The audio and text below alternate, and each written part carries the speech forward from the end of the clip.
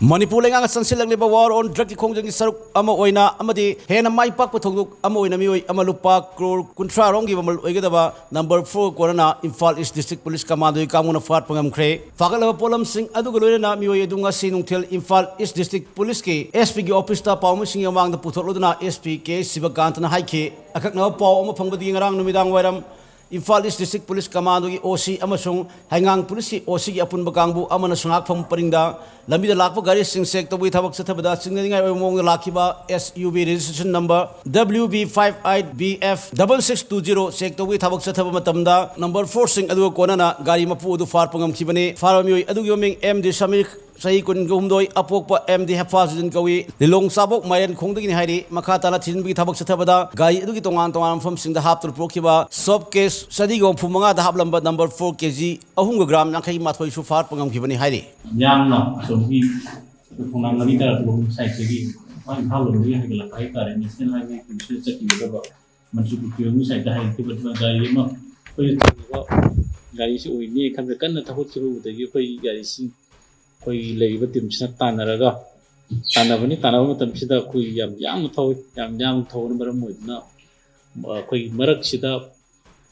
कोई टैंकर हमना हाइजलपा हाइबे तारे गाड़ी से unfortunately hai tare accusing ni koi gidi fortunately police ti unfortunately hai tare alain thakka tawrei gari si moi ji kumdaraga moi ni yam thuna kan thwan to hon moi ji hon chena gare gari adu dagidi koi gi team na tanaraga koi su gari kham tanaraga hai ba miyo yama ani dum nama phare ama phari basigi maming MD Samir 23 years son of MD Hefazuddin of Lilong Chawbok Mairen Khun Lelong PS Thawal District ado haiba phari misi akoi na fajana magi keno si phara matung da gari sing si akoi mai gari do koi gi keno gi Mercillian mayagi khi ma pan da koi check to buni fajana lambi gi kari ka main road ta di disturb to da na ba mayam gi movement ke disturb to da na ba ketang koi jing khi pan da jing dilaga koi gaida in presence of executive magistrate in presence of civil witness aduga mayam public mayam adum yawi yeng bappa dum yawi aduna yam openly have tare am transparent eba mongda koi gari chi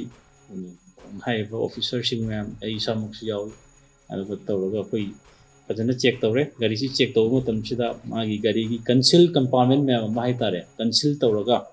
compartment mayam amda magi sapu ko soft case suspected to be containing heroin number 4 powder ko she total 265 number of soft cases si koi gari si degi recover to ngami aduga hairiba kano sing si magi soft case yaw da bida only hairiba suspected heroin number 4 ki kano sing si weight on matam da 3 kg and 51 grams sumaina koi gi weighing scale da sumaina lai kg hong gi bathakta hai tare yamna international price da yamna chawba rate amo oirni ana hai ba kenu sing si koi phagale loina na mang na tongai ba gari si su SUV Mahindra Scorpio registration number na WB58BF 6620 hai ba gari si su koi phare gari si su makhata na police side tegi masi West Bengal gi number da koi gi vehicle ki no ti matam da West Bengal ki Muslim nupa ma gi maming da leiri masi su koi makhata na thijili oider gari si hura lakpa gari ra aseng som de leim si kamai leim ra de su si pot su koi si kana khata na thijin bagi ta se thari ado iPhone 6s ama aduga magi wallet ama ka sumaina hauji ki hairiba Samir si gi keno se degi possession degi koi recover tawre do seize tawre do makhata na hengang police station da FIR number 44/4/2023 hengang case under section 21C oblique 60C 63 oblique 29 NDPS act da koi case ama lokalaga hairiba keno sigi keno se case da involve toriba mi sing si kana no khangdu na koi FIR ama lokale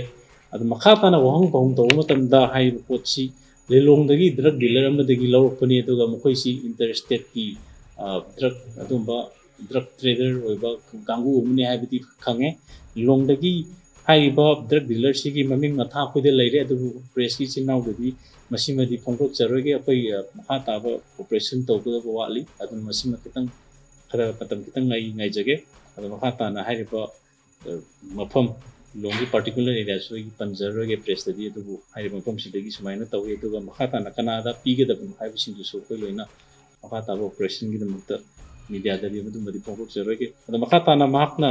hai pada sumba trip amam chapada moida lupa lising kun ma sumaina transportation charge hoina dumaina pi hai adumaina sumaina to buni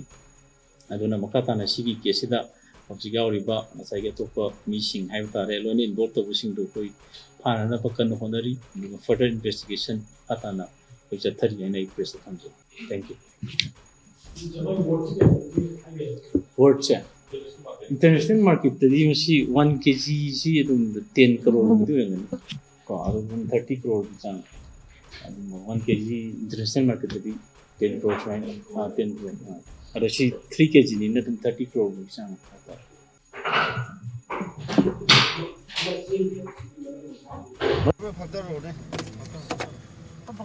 nang si halo ko mai gì amom lo ko mai gì mình đi kẹo đi không ngồi vị trí nó ra nó nghiêng được nó vào đi ra rồi khuất vào dầu rồi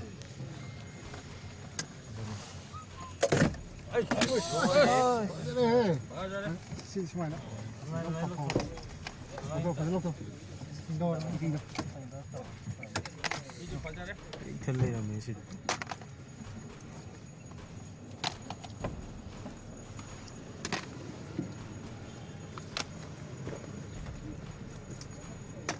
tay nó lấy mà lấy nó chi thế nào làm rau đi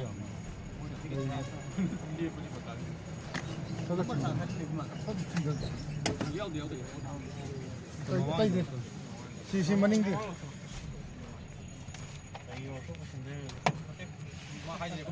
phật tu này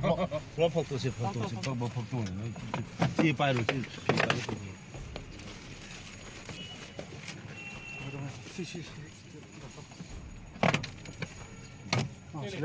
Si, TikTok.